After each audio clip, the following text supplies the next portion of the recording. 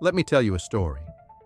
In a quiet corner of the earth, far from the noise of cities and the weapons of man, lived a snake named Sola.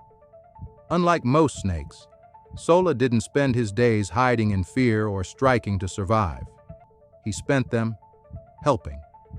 He coiled around fallen branches to help small animals cross the river.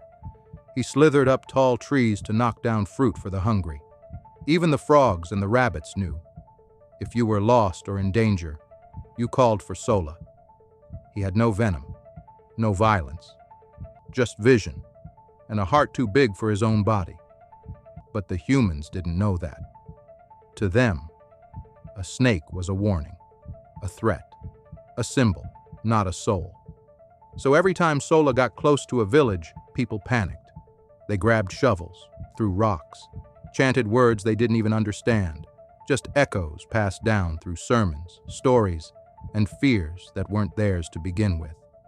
And one day, a child got lost in the forest. Night fell, wolves circled, and that child was crying, trembling, and too weak to climb a tree. But Sola found her. He wrapped his body around her to keep her warm, stayed awake the whole night to watch for danger. And when morning came, he led her back to the edge of the village, just close enough for her parents to see.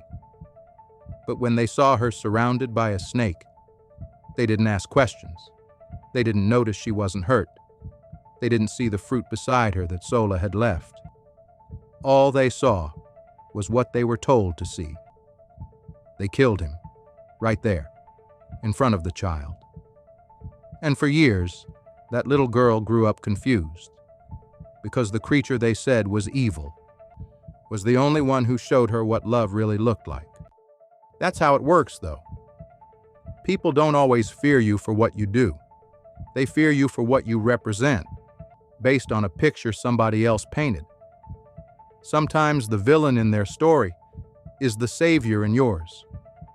And sometimes your enemy is only your enemy because somebody lied about their nature before you even met them. Some things were never evil. They were just introduced to you by someone who was. This is the quote room, where words wake minds.